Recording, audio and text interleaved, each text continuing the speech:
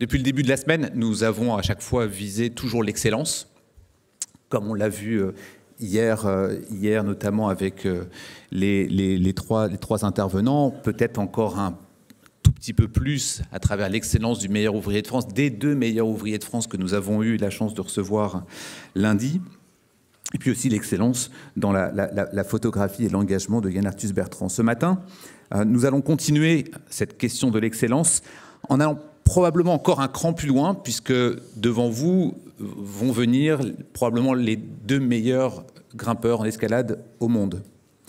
2 personnalités absolument exceptionnelles qu'on a la chance d'avoir ce matin. Et on aura une séquence un peu particulière, puisqu'ils nous font le plaisir, mais surtout l'honneur, d'inaugurer le mur d'escalade également de notre campus. Pour cela, on va plutôt avoir s'il vous plaît. On va plutôt avoir une discussion, un dialogue. Je vais appeler un premier grimpeur, puis un second grimpeur, et ensuite les étudiants également qui ont prévu leurs questions viendront grimper. Pour commencer, on va se plonger dans le noir et se plonger dans les falaises avec Sébastien Bouin. Si on peut lancer la vidéo. Et en plus avec des mouvements un peu originaux, voilà, qui se dessinent sur le fil de la proue, on se retrouve un peu en no-foot à un moment donné. C'est vraiment classe à grimper et assez atypique, voilà, une belle proue coupée au couteau comme ça, c'est pas tous les jours.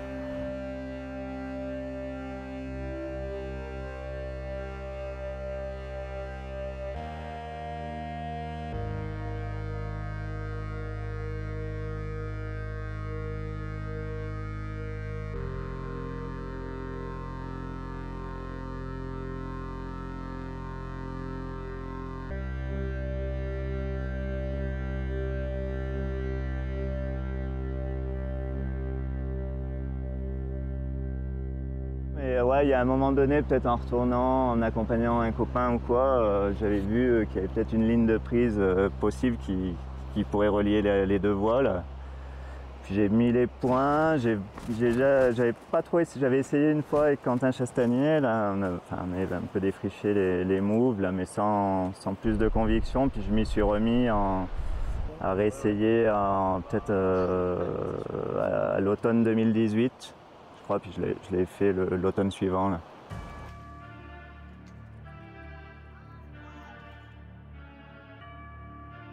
Là, ça commence dans le 8C Facebook. Là-dessus, on se retrouve là, sur 2-3 grands mouvements pour arriver à un bon repos. Et là, on arrive au pas de bloc du 8C, juste après le bon repos. Là, on va quitter le 8C et on va filer à droite, s'empiler tous les pas durs de crotte de geek. Paf, premier grand move à droite, il faut aller très très loin dans une bonne prise. Le problème, c'est qu'elle est très loin, donc elle n'est pas facile à aller chercher. Pour partir vraiment dans le crux, aller chercher loin là, une inverse main gauche qui est pas trop mal, se remonter, prendre une petite inter, se remonter encore là. Et là, paf, dynamiser dans un espèce de bille en épaule, main droite, assez loin. Là, il faut remonter un peu les pieds et le corps, ramener à côté sur une non-prise et le reprendre au mieux pour remonter les pieds et ensuite croiser là sur une plate verticale main gauche.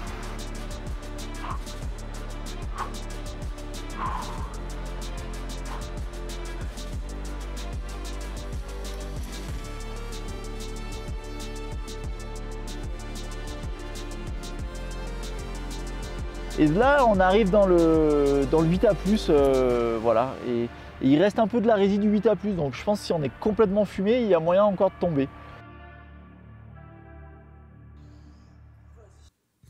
Je vous demande d'accueillir Sébastien Bouin.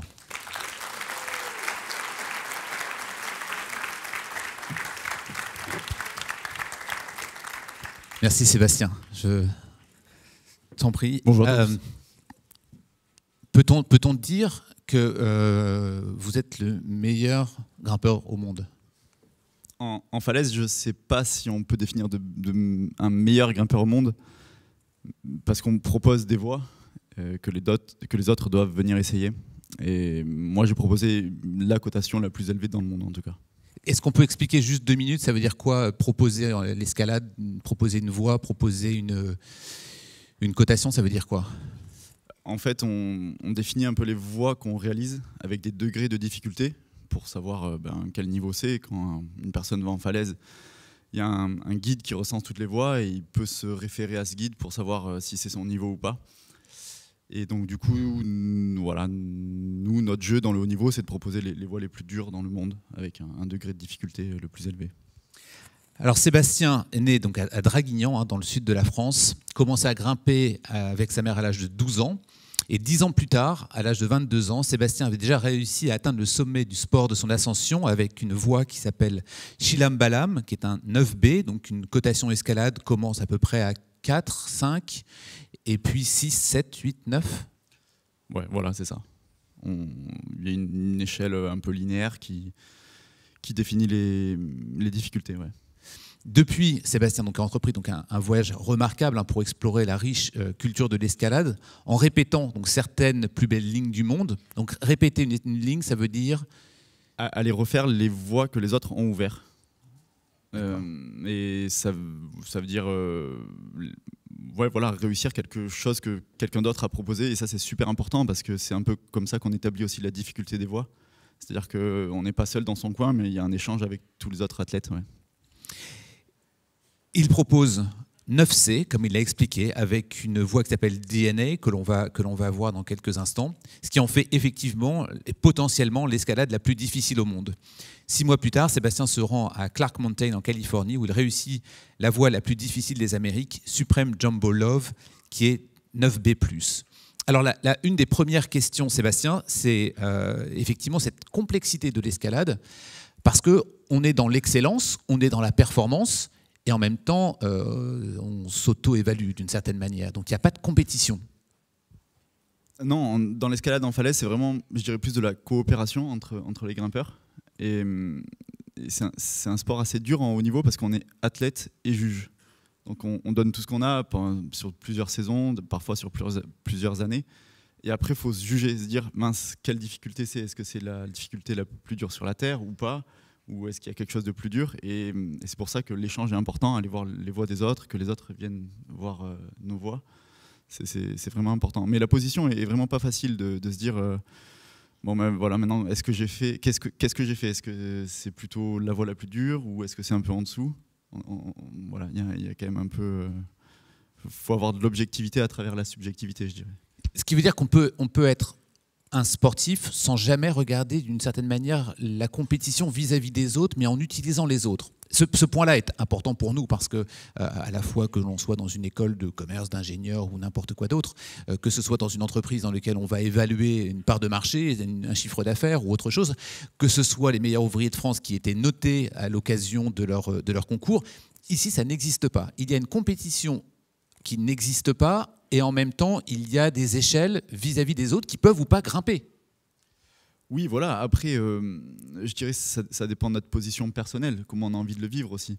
C'est-à-dire que moi, j'ai envie de le vivre de telle manière, mais peut-être que quelqu'un d'autre aurait envie de dire je vais faire plus dur que les autres parce que je vais être le meilleur au monde. Moi, mon objectif, c'est de faire les voies les plus dures que je puisse faire. Et voilà, il s'avère que c'est les voies les plus dures du monde, mais c'est ça mon objectif personnel. Et je pense que c'est une position personnelle qui fait que en fait, les meilleurs grimpeurs au monde sont un peu dans la même position que moi, donc il y a quand même une belle coopération, mais si on regarde un peu dans l'histoire, ça n'a pas toujours été le cas, notamment dans les années 90 à peu près. Et là, il y avait beaucoup de compétitions, les gens se tiraient un peu dans les pattes et c'était pas une ambiance sympa. Ce point-là est important parce qu'il existe en effet des grimpeurs qui font aussi de la compétition. La compétition est récemment venue aux Jeux Olympiques, il y a les championnats du monde d'escalade, et là, on ne voit pas Sébastien Boin. Alors non, voilà, moi je pratique que en extérieur pour des raisons personnelles, parce que déjà j'aime beaucoup ça. J'aime être dans la nature et avoir des challenges qui me durent dans le temps, parce que la compétition c'est du one shot, c'est sur une voie à un moment donné. En extérieur, la pratique elle est un peu différente, c'est-à-dire qu'on a le temps qu'on veut, mais il faut faire la chose la plus difficile qu'on peut. Et le jeu il est beaucoup plus mental, je dirais. D'accord, donc pas de compétition, jamais on vous verra pas aux Jeux Olympiques? Non, j'irai pas aux Jeux Olympiques, ça c'est sûr. Après, j'en ai fait un petit peu dans ma jeunesse pour voir ce que c'était, mais là maintenant, les pratiques s'éloignent vraiment. C'est-à-dire que ce qui se passe aux JO, Déjà, les premiers JO, c'était une formule entre 3 disciplines de l'escalade. Donc c'était vraiment compliqué pour moi qui fais que de la falaise. Et le style d'effort, le style de grimpe est vraiment différent. Moi, ça me demanderait un effort colossal d'aller faire les JO. Et en plus, c'est pas ce que je préfère. D'accord. L'un dans l'autre, je suis bien où je suis. Et qu'est-ce que vous pensez des personnes que vous connaissez bien, hein, Adam Ondra par exemple, qui lui décide de faire les deux? Alors Adam, c'est un profil vraiment très, très spécial, il faut peut-être le présenter. C'est un Tchèque qui, on va dire, c'était vraiment un ovni dans le monde de l'escalade. Lui, il a touché à tout, c'est-à-dire qu'il a touché à toutes les disciplines de l'escalade. C'est comme si quelqu'un en athlète, il gagnait tout dans toutes les disciplines. Donc, le Carl Lewis de l'escalade. Ouais, voilà. Et donc c'est vraiment quelque chose de spécial. Et s'il y avait bien une personne prétendante pour les JO, c'était lui. Ouais. D'accord. On peut voir une deuxième vidéo de Sébastien qui s'appelle ACL. Et si Sébastien voulait bien la commenter après. Recently, I bolted a route called ACL. I was like keeping it under the radar for now. Actually, I knew it would be a super good project for me at home. You arrive here and you feel so small. You have a dreaming project during the day and then like training during the evening, which is really great. Find the route, bolt it, try it, thinking impossible, and then find the beta, and then being close to send it, miss the season, and start a new season with like a good mindset to send it. This is only the beginning. Qu'est-ce que c'est que cette voie ACL? ACL, c'est une voie que j'ai équipée au Pic Saint-Loup. Donc, le Pic Saint-Loup, c'est une falaise proche de Montpellier. Équiper une voie, en fait, ça veut dire la trouver la ligne, mettre les points de protection pour que quand on tombe, on soit retenu par la corde. C'est vraiment un aspect à part. C'est hors performance, ça. En fait, c'est comme il n'y a plus assez de voies dures, j'essaie d'en trouver des nouvelles encore plus dures. En fait, on est un peu obligé de faire ça dans le haut niveau parce que sinon, on n'a plus de jouets pour s'exercer. Et voilà, donc ACL, c'est une voie que j'ai équipée. Et le nom, c'est en fait, après, on donne des noms aux voies. Ça, c'est un peu le délire en escalade, c'est qu'on nomme ces voies pour qu'elles restent, qu'elles soient répertoriées sur des guides, mais aussi pour qu'elles restent un peu dans l'imaginaire des gens quand c'est des voies dures. Et ACL, c'est le nom de compagnon de mon grand-père, voilà, ariégeois, cœur loyal. D'accord. Donc là, c'est effectivement l'idée, c'est vous voyez une falaise et vous vous dites personne n'a grimpé là, je vais l'équiper, je vais l'ouvrir. Ouais. Et c'est basé sur quoi? Comment ça fonctionne? Ça semble possible parce que ouais, alors ça, il faut avoir l'œil. En fait, à force de grimper, on a un peu l'œil qui est attiré par une belle ligne, et puis surtout moi, je me dis là, ça risque d'être très dur. Donc souvent, des fois, en grimpant peut-être dans des voies à côté, on voit des passages qui peuvent être possibles. Et le jeu, c'est de trouver la ligne la plus belle et la plus dure, parce qu'il y a quand même un aspect esthétique en escalade. D'accord. Quelqu'un qui voit pour la première fois des images d'escalade, dans la salle, on est près de 900, donc qui ne connaît pas forcément, on n'a pas peur de tomber? Non, vraiment pas. Là, on s'en fiche. C'est pas une question. Ça rentre pas dans la. Quelqu'un qui dit j'ai le vertige peut faire de l'escalade. Oui, je pense. À force de pratiquer, ça passe, ouais. On n'a pas peur de tomber. On tombe jamais. Si, on tombe plein de fois, mais on n'a pas peur. Vous dites votre rapprochement important avec la nature. En même temps, il y a les pitons que vous rentrez, j'imagine avec une perceuse, j'imagine avec différents éléments. Ça abîme la roche ou ça abîme l'escalade, ça abîme la nature. On a eu en début de semaine une discussion avec Yann Arthus-Bertrand et qui nous parlait notamment d'Yvon Chouinard, qui est un des premiers à avoir utilisé des pitons en aluminium recyclable, etc. C'est quoi le rapport à la nature et à l'environnement d'une manière générale? Non, moi je pense que l'escalade, ça a vraiment un beau rapport avec le respect de la nature et la protection de l'environnement. Il y a souvent des coopérations avec la LPO, par exemple, la Ligue de protection des oiseaux. On essaie vraiment de faire ça intelligemment. Et je pense que les pitons, les points de protection qu'on met dans le caillou, c'est vraiment... Ils restent là 20 ans, 30 ans. Donc, comparé à plein d'autres sports où il y a quand même beaucoup plus de dégradation de l'environnement, je pense que c'est honnête. Et puis... voilà, on met un bout de fer dans le caillou, mais je pense pas qu'on dégrade l'environnement autour. On va pas se mettre dans des nids d'oiseaux. Enfin, je pense qu'on gêne personne en tout cas, et on fait gaffe. Et je pense que les grimpeurs sont assez sensibilisés à faire attention à ce qu'il y a autour d'eux, et je trouve que c'est un beau milieu. Ouais. Est-ce qu'on peut voir l'autre vidéo, la troisième, qui est DNA, donc c'est la voie probablement la plus dure au monde, que vous avez ouvert. This project, DNA, Il y a combien de temps? it could be the hardest route on the earth. It's like a marathon, huge and super steep, big dynamic moves. It's a perfect mix, the difficulty and the beauty. And the Verdon Gorge, it's the place of my childhood. Seb a grandi ici avec tous les animaux. Pinch training. This is where the DNA came from. Seb est génétiquement talentueux. Il a ouvert une multitude de 9A+, 9B. Aucune de ces voies n'a été répétée.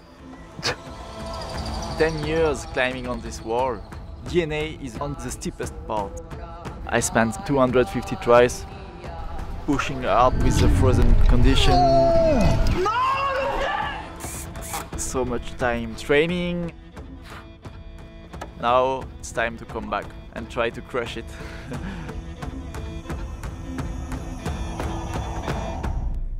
On voit de manière, il y a plusieurs questions en voyant ça. On voit évidemment de manière tout à fait légitime un sponsor. C'est comme ça qu'on gagne sa vie quand on grimpe, quand on est grimpeur, ou on décide de faire de sa vie sa passion. Alors oui, évidemment, enfin, il faut bien trouver le budget nécessaire pour vivre, voyager et voilà, réaliser tous ces projets. Donc en escalade et dans le sport en général, on a des partenaires qui nous suivent, qu'on essaie de mettre en évidence sur de la communication et puis aussi pour des interventions. Mais généralement, oui, voilà, on a des partenaires qui financent notre vie et les projets. D'accord. Quand on voit cette voie DNA, qui est côté 9C, donc la plus dure, probablement la plus dure au monde, vous l'avez vu, vous étiez en train de grimper pas loin, vous avez décidé de la grimper, de l'équiper, comment ça s'est passé? Ouais, alors moi je suis originaire du Var, donc c'est pas loin des gorges du Verdon. C'est un coin que je connais bien, et dans ma tête, il y a quelques années, je me suis dit je veux trouver un challenge plus gros, plus dur, plus grand. Et je me suis mis à chercher un peu les lignes potentielles pour avoir ce challenge. Et voilà, j'ai fini par trouver DNA. Donc ça m'a pris du temps à imaginer que c'était possible. C'est-à-dire que j'ai équipé la voie, j'ai mis les points de protection, mais j'arrivais pas du tout à bouger, à faire les mouvements.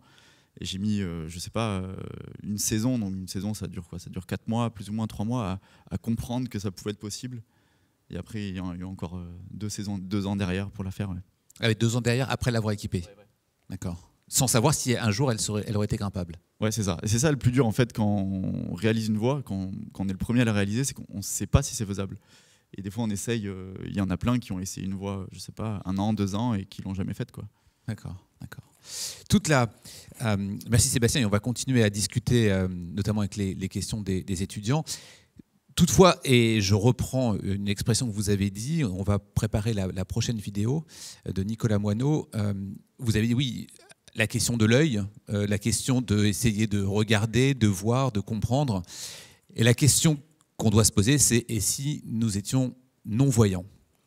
Faire de l'escalade de manière non-voyante, et je vous invite à lancer la vidéo, s'il vous plaît, en haut, pour qu'on puisse voir la vidéo suivante.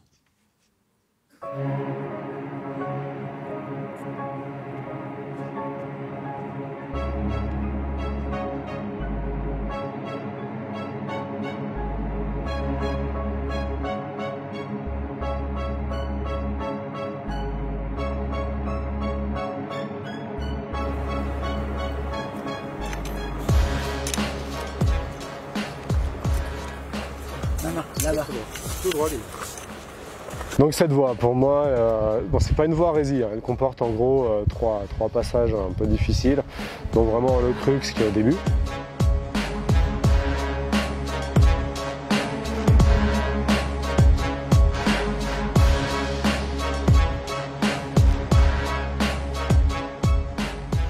Deuxième section qui inclut un move dynamique qui pour moi forcément posait un peu problème. Et en plus après il faut grimper après ce move, on est quand même bien au-dessus du point. Et après il y a bien moyen de se refaire. Et une dernière section qui enchaîne quelques moves dans la fin du dévers, en fin de fissure là. juste avant que ça se repenche en positif. Et là, pareil, j'avais vraiment des problèmes de repérage de prise et bon, on est un peu bien au-dessus du point, donc des difficultés à vraiment caler les méthodes à chaque fois au-dessus du point avec un bon vol à la clé dès qu'on se plante. Le crux du début, l'avantage étant qu'il est au début. Donc l'assureur, il a presque le nez sur les prises. À un moment, effectivement, je demande à mon assureur de... Voilà, j'anticipe en fait. Je lui montre des prises qui sont à la hauteur de ma tête, on va dire. Et je lui dis ça, à un moment, il va falloir que tu me l'indiques, ça sera pour un pied droit ou un pied gauche. Et je lui demande d'être précis et rapide au moment où je vais avoir besoin de ce pied, parce que là, dans le début, il faut vraiment pas traîner sur la pose de pied et être relativement précis, quoi. Et donc, ouais, j'ai la possibilité de faire ça parce que effectivement, cette section dure est au tout début. Elle aurait été vers la fin, là, je crois que j'aurais eu vraiment beaucoup de travail de repérage. Satisfait, quoi. Satisfait, mais en même temps, je suis déjà un peu dans les projets suivants, quoi. Ouais, on va un peu de projet en projet, donc très content. Et en même temps, c'est pas un projet de très long terme, hein. C'est pas des années de travail. Je vous demande d'accueillir chaleureusement Nicolas Moineau, champion du monde d'escalade. Champion du monde d'escalade atteint d'une rétinite pigmentaire. Nicolas est non-voyant. Et Nicolas, merci évidemment d'être là avec nous ce matin. Pourquoi l'escalade quand on est non-voyant ? Alors pourquoi l'escalade ? Pour moi, ça tombait sous le sens parce que c'était, je pense, plus facile que le tennis. Et non, pour moi, c'est un sport, enfin la preuve en est, c'est un sport où j'ai pu m'exprimer pleinement et avec une relative autonomie. C'est une activité où on peut, comment dire, la vitesse d'exécution, la précision rentre en ligne de compte évidemment, mais en fait chacun a sa façon de bouger et on peut adapter sa gestuelle. Voilà, chacun a Chacun pratique avec ses propres compétences, quoi. Et voilà, il y a vraiment moyen d'adapter l'escalade à pas mal de cas particuliers. Et dans mon cas, voilà, j'ai réussi à atteindre un niveau, je pense, qui est assez satisfaisant, quoi. Et donc voilà, en fait, je pratique depuis 27 ans maintenant, et pour moi, ça tombait sous le sens, en fait, à l'époque où je m'y suis mis. Bon, mais ce n'est pas que la pratique d'escalade, c'est aussi, pour le coup, la compétition.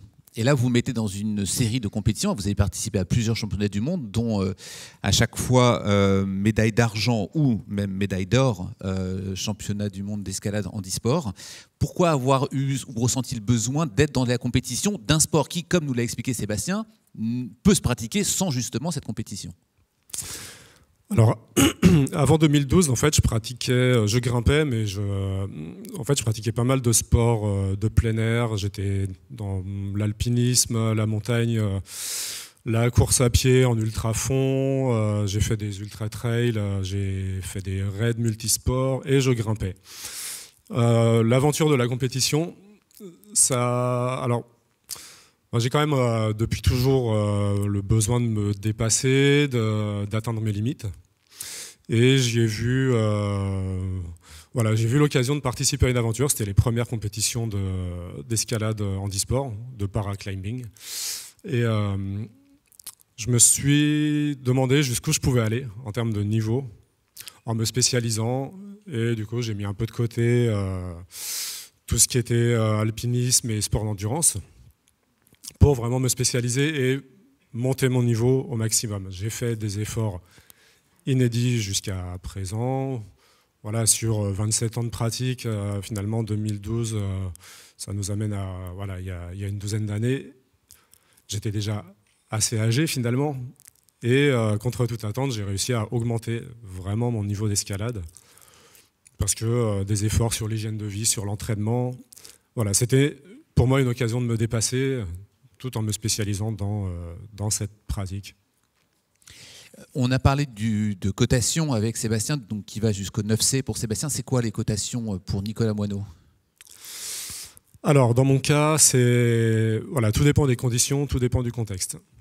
En conditions compétition, c'est-à-dire sur des murs artificiels, avec 5 minutes de repérage de la voix, et après, avec un guide avec lequel j'avais mis au point tout un système d'indications pour trouver les prises, sachant que les voies en intérieur il y a vraiment peu de répit, il faut vraiment avancer vite. Voilà, dans ces conditions-là, le niveau maximum qu'on ait pu faire, c'était 7A, quoi. Donc 7A, pour vous donner un ordre d'idée, c'est le niveau requis, c'est le niveau qu'on demande aux gens qui veulent devenir moniteurs d'escalade.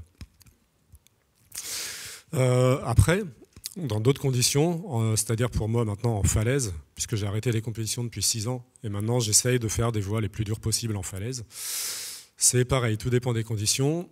J'arrive à faire à vue, donc sans connaître la voie, avec plus ou moins quelqu'un en bas qui me donne des indications. J'arrive à faire 6C à vue, donc sans connaître, en découvrant la voie au fur et à mesure, au toucher. J'arrive à faire 6C, et après travail, j'arrive à rentrer dans le 7e degré, donc 7A, 7B. J'ai fait quelques 7C, 7C+. Et récemment, au terme d'une année de travail, alors là, ça a été vraiment un travail acharné, j'ai réussi à enchaîner une voie qui cote 8A. Bon, pour moi, ça a été, je pense, mon premier 8A et peut-être mon dernier, parce que ça a été vraiment... Je suis allé vraiment très loin dans l'acharnement et c'était devenu une sorte d'obsession. Je me suis senti un peu libéré le jour où j'ai réussi à enchaîner cette voie. Je me suis dit, bon, est-ce que je remets ça? Probablement non. Je pense que je retournerai dans des projets difficiles, mais en restant dans le 7e degré.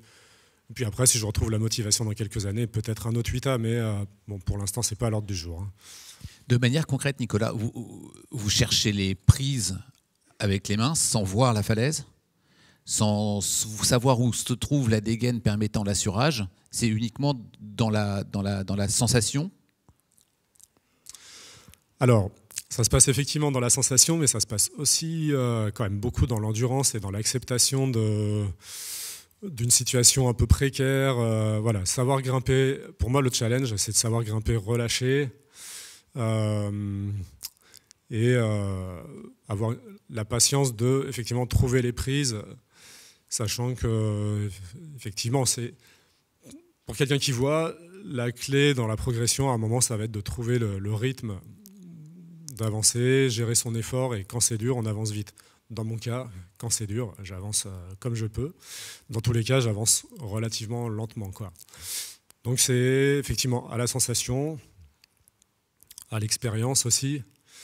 Je pense qu'à force de balader mes mains sur du rocher, j'ai fini par savoir à peu près où est-ce que j'allais avoir plus de chances de trouver les prises, reconnaître la ligne de faiblesse du rocher, savoir quand je m'éloigne de la voie, selon ce que je sens sous mes doigts. Et puis après, c'est la mémorisation aussi, énormément, puisque j'ai pas mal axé ma pratique sur l'escalade après travail, donc essayer des voies les plus difficiles possibles, mais sans être à vue, quoi, en me laissant pas mal de temps, plusieurs séances pour repérer l'emplacement des prises, trouver les méthodes pour passer. Donc c'est beaucoup basé sur la mémorisation aussi. Ouais. La mémoire des voix. Sébastien, qu'est-ce que ça vous inspire? Alors, je crois que vous connaissiez de nom, mais vous ne vous étiez jamais rencontrés. Qu'est-ce que ça vous inspire, Sébastien, de savoir qu'il y a quelqu'un qui fait des voix jusqu'à un 8A sans voir? Franchement, c'est chaud. Non, vraiment, moi, j'imagine pas faire l'escalade sans la vue. Enfin, j'ai du mal à concevoir en fait d'activités comme ça.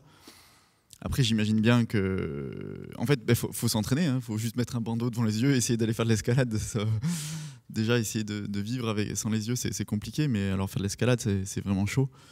parce que c'est un sport qui requiert énormément de prise d'informations visuelles. C'est-à-dire moi je fais tout avec les yeux, je regarde la prise, je regarde les pieds, j'anticipe ce qui se passe au repos, du sol en compétition, du sol quand on fait des compétitions, on a 6 minutes d'observation de la voie. Donc ces 6 minutes sont vraiment cruciales parce qu'on essaye de tout repérer, de comprendre les mouvements, de décrypter un peu ce qu'on doit faire avec notre corps.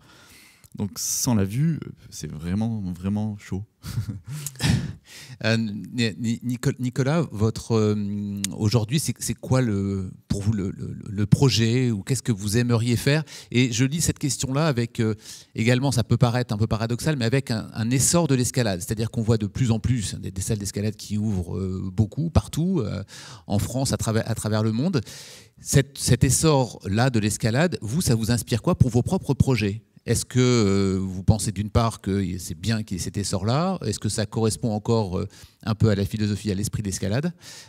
Et vous-même, comment vous vous inscrivez dans ce contexte-là? Et je poserai la même question à Sébastien. Alors ma pratique étant quasiment uniquement basée sur l'extérieur, bon, l'essor de l'escalade en salle me touche assez peu. L'évolution de l'escalade en salle, encore moins, parce qu'elle m'amène finalement à aller de moins en moins en salle. Parce que le style de création des voies a évolué de telle sorte que finalement je n'arrive pas à pratiquer. Et je reste vraiment adapté à l'escalade en falaise. Alors, je voulais rebondir aussi effectivement sur l'évolution, l'engouement du public pour l'escalade amène aussi un certain effet de surfréquentation, et il y a une espèce d'effet de mode sur certaines falaises. Et du coup, ça va impacter ma pratique effectivement, parce que toutes ces falaises où finalement on se retrouve avec pas mal de monde, parce que c'est la falaise où Sébastien Boin a fait une croix, a enchaîné une voie difficile, et du coup tout le monde veut y aller. Ben moi en fait je vais juste éviter d'y aller parce qu'il va y avoir énormément de monde et que ça va influer sur ma pratique, ça va vraiment finalement ça va me gêner quoi, tout simplement. Il va y avoir énormément de monde, beaucoup de bruit, et j'ai besoin du calme et de la nature. Donc et effectivement, j'aime bien être tranquille au pied de ma falaise avec quelques amis, et c'est comme ça que je suis heureux finalement. Et alors mes projets, pour le coup, après avoir travaillé cette voie extrême pour moi, donc le 8A, pendant 1 an, tout près de chez moi, ce que j'aimerais, c'est finalement aller grimper un peu ailleurs, et du coup m'organiser et trouver le moyen d'aller voir ailleurs, tout simplement pour essayer des voies dures toujours. Et là du coup il va falloir que je fasse appel un peu à la communauté des grimpeurs, puisque les gens avec qui je grimpe régulièrement c'est des grimpeurs locaux quoi, finalement. Moi je suis aussi l'archétype du grimpeur local, je suis toujours sur la même falaise à 1 quart d'heure de bus de chez moi, et là j'aimerais bien aller voir ailleurs. Du coup il va falloir que j'intègre une communauté de grimpeurs dans une autre région, me débrouiller pour me déplacer, parce que finalement pour moi le défi c'est plus le déplacement pour arriver au pied de la falaise que de grimper quoi. Une fois que je suis sur la paroi, en fait il n'y a aucun problème auquel je ne puisse trouver moi une solution, alors que finalement le transport pour aller sur place pour moi c'est presque le plus compliqué. Et du coup je pense que je vais essayer des voies un peu... J'ai déjà repéré une voie qui est dans le sud-ouest toujours, mais qui va me demander un peu d'organisation pour aller la travailler quoi. Merci. Sébastien, même chose, l'essor de l'escalade, est-ce qu'on maintient l'esprit de l'escalade tel qu'il a été développé, notamment dans les années 60, et puis les projets? Alors, comme toute évolution, bien sûr, il y a des choses qui bougent et qui changent. Après, il y a des points positifs et des points un peu plus problématiques. Donc, moi, je dirais que les points positifs à l'essor de l'escalade, donc essor de l'escalade, c'est augmentation des salles dans les villes, augmentation du nombre de pratiquants, arrivée au JO. Donc c'est un sport qui se développe et qui attire du monde quand même. Vraiment, dans les villes, il y a vraiment beaucoup plus de pratiquants. Donc le point positif, c'est qu'il y a plus de moyens, c'est que la professionnalisation du sport se fait mieux. Donc dans mon cas, c'est quand même cool. Je pense que ça touche pas encore le monde extérieur. C'est-à-dire qu'il y a vraiment une scission entre les grimpeurs, voilà, un peu dans les salles et le monde extérieur. Il faut quand même un peu être éduqué pour aller dehors, il faut savoir être autonome, gérer sa cordée, gérer plein de choses. Les points problématiques, je pense que s'il y a vraiment une augmentation du nombre de pratiquants, les sites extérieurs vont vite être saturés. Et là, il va falloir pratiquer intelligemment pour... quand il y a trop de monde pour un même endroit, ça devient problématique et faut se réguler. Les projets ? Moi, les prochains projets, plein de choses. J'ai envie de faire le tour du monde et de faire un peu ce que j'ai fait aux USA. Essayer de libérer les voies les plus dures de chaque continent. Et voilà, donc ça c'est un beau projet qui va me prendre du temps. Et ensuite, essayer de faire encore plus dur. ça va me prendre du temps aussi. On pourrait aller au-delà du 9C ? Oui, largement. Oui, largement. Un jour, on pourra dire qu'il y a une cotation à 10 ? Oui, ça viendra après. Est-ce que c'est dans 10, 20, 30, 50 temps? Je ne sais pas. On verra. Je vais appeler les étudiants qui ont préparé leurs questions, mais avant tout, je voudrais qu'on applaudisse et qu'on remercie chaleureusement Nicolas et Sébastien de leur témoignage. Et si les étudiants peuvent venir me rejoindre sur scène, pour poser vos questions. Prenez le micro qui est juste là devant vous. Merci beaucoup.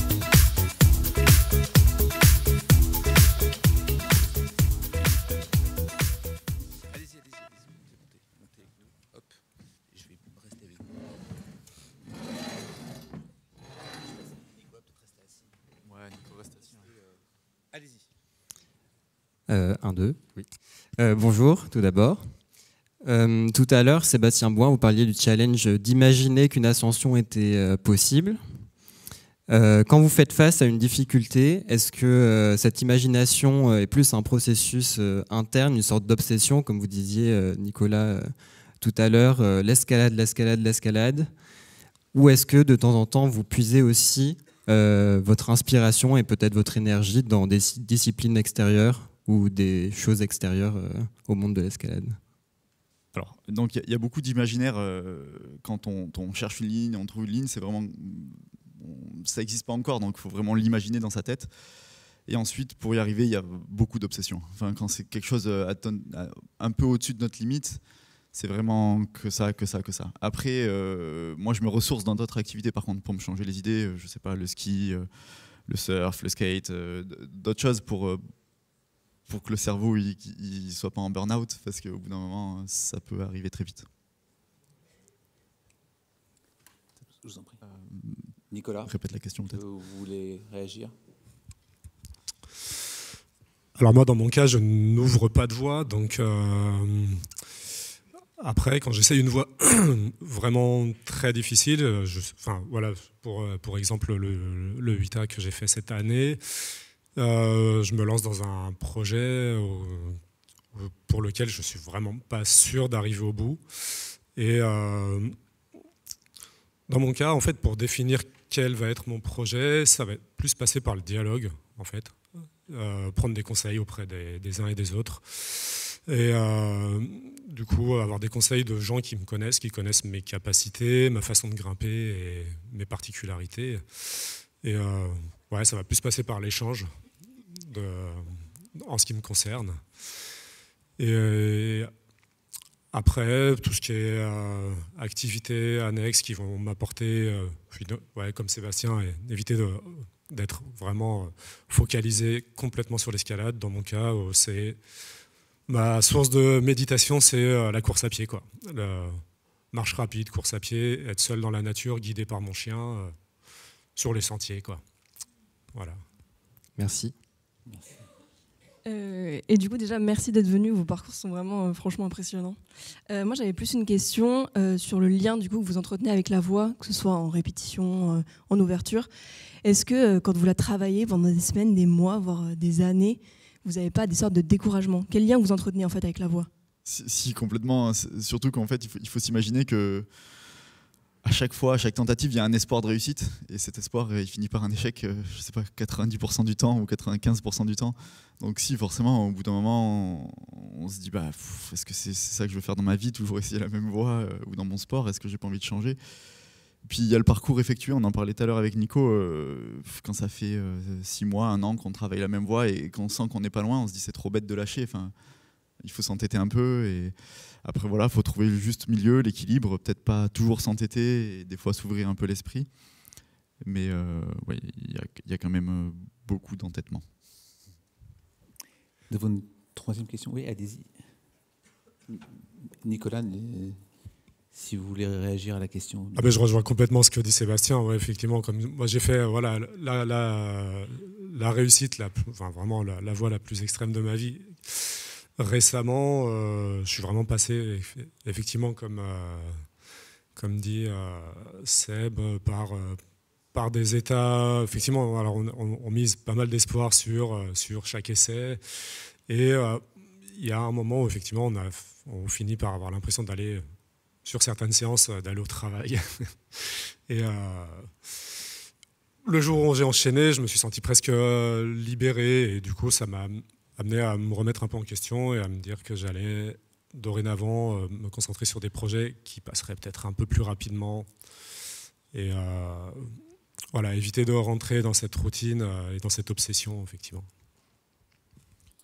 Moi, pour la voie DNA dans les gorges du Verdon, je pense que j'ai mis plus de 250 tentatives.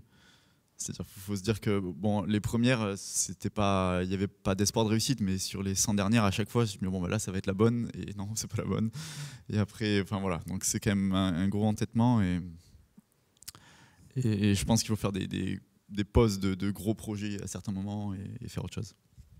Je voudrais rebondir. Clairement, le plus difficile, c'est la période où on fait des essais et où là, pour le coup, on prend, on passe d'un essai où on espère enchaîner et finalement, 99% du temps, ça passe pas. Et finalement, moi, ce que je trouve, la période la plus confortable, c'est le moment où on travaille la voix, on découvre et on comprend les méthodes petit à petit, on progresse. Et après, quand tout est calé, finalement, on a l'impression de stagner, parce qu'on fait que des essais qui sont pas concluants, quoi. Et là, c'est une période un peu difficile. Je pense que tu as raison. Je pense que c'est ça, la période la plus difficile, c'est quand on stagne ou on régresse. À certains moments, on y arrive moins bien. Et là, c'est vraiment très, très dur dans la tête. Ouais. Je vous en prie, on a une autre question, oui. Oui, merci beaucoup pour votre conférence, tout d'abord. Je voulais savoir, qu'est-ce que vous pensez de... On parlait tout à l'heure de la démocratisation de l'escalade. Ça reste quand même un sport qui est très... on est assez reclus quand même, c'est une petite communauté. Qu'est-ce que vous pensez de la nouvelle exposition un peu médiatique dont vous faites peut-être partie et comment est-ce que vous la gérez? Alors, déjà, je pense qu'il faut mettre dans le contexte l'exposition médiatique, elle se fait surtout sur l'extérieur et la compétition. Donc, toutes les images qui tournent en salle, qui tournent sur Internet et tout, les images que les gens regardent, c'est vraiment de la pratique extérieure. Donc moi, pour ma professionnalisation, c'est super bien. Enfin, ça m'ouvre des portes. Voilà, maintenant, c'est un peu organisé. On produit des vidéos. Ça ouvre des portes. Après, répète la question. Comment est-ce que vous gérez en gros cette exposition médiatique? Est-ce que c'est toujours en rapport, en quelque sorte, avec les valeurs de l'escalade ou pas? Oui, c'est toujours en rapport. Après, moi, sur cette exposition médiatique, j'essaie d'être... le plus éthique et le plus authentique possible, rester moi-même et on a encore un petit sport, hein, donc c'est cool, on peut vraiment choisir ce qu'on fait et choisir la direction qu'on veut donner à notre communication. Nicolas? Effectivement, pour moi, la falaise, c'est quelque part un refuge hors du monde. donc on a tous nos contradictions, quoi. Cette exposition médiatique, le développement de l'activité, je pense qu'il il amène pas mal de choses positives. Et puis, moi quand même, c'est ce que j'aime, c'est le rapport avec la nature et même tout simplement, moi j'ai besoin de calme et d'un environnement avec peu de, pas trop de sollicitations. Et en même temps, effectivement, on aime bien quand même attirer un peu la lumière, quoi. Donc on est tous plein de contradictions. Mais moi, pour moi, la falaise est vraiment un endroit où je suis loin des soucis de la vie quotidienne pour une personne une personne handicapée. Clairement, dans la vie quotidienne, on a quoi qu'on en dise, des difficultés. En falaise, tout s'efface. Donc j'aime bien être tranquille au pied de mon rocher. On sort un peu de la question, mais je le rejoins pas mal. Quand on fait de l'escalade, il n'y a plus rien d'autre. Donc ça, c'est cool pour quand on a des problèmes dans la vie. C'est pas mal. Bon remède, je vous conseille. Mademoiselle, ouais, allez-y. Comment pensez-vous You can ask in English if you want. En français, ça va. Whatever you want. Comment pensez-vous que l'escalade a changé votre façon d'aborder les problèmes dans la vie? Dans la vie? Oui. Wow. Alors moi, je fais de l'escalade depuis que je suis petit, donc je sais pas. C'est juste qu'on, sur le moment présent, on les oublie, on est juste dans notre activité. Donc ça, je pense que ça aide à se détacher et à prendre du recul sur le problème en lui-même. Je dirais que ça permet de prendre plus de recul et de voir d'une manière plus globale la vie. Nicolas? Alors moi, dans mon cas particulier, j'ai compris que c'était une activité où il y avait vraiment une bonne marge de progression. Je pouvais atteindre un bon niveau et m'exprimer sans trop de contraintes. Et comme je disais, voilà, c'est une activité où on résout des problèmes. Et dans mon cas, les armes pour résoudre ces problèmes sont dans mes mains, quoi. C'est moi qui gère. Donc, je pense que ça m'a donné une certaine confiance en moi, à mon avis. Après, je grimpe depuis aussi assez longtemps. Je ne grimpe pas depuis toujours, mais je me suis vraiment spécialisé uniquement dans l'escalade que depuis finalement une douzaine d'années. Mais je pense que ça m'a amené une certaine confiance en moi et une envie une certaine combativité. Ouais. Merci. Merci beaucoup. Oui, Sébastien. Je rebondis sur ce que dit Nico. On est plus résilient face aux problèmes. C'est-à-dire qu'on lâche moins prise facilement sur des choses dans la vie. Ça apporte une certaine combativité, ouais, je pense. Très bien. Je pense qu'on peut vous remercier très chaleureusement. Cette chance que nous avons eue ce matin d'avoir les deux meilleurs grimpeurs au monde.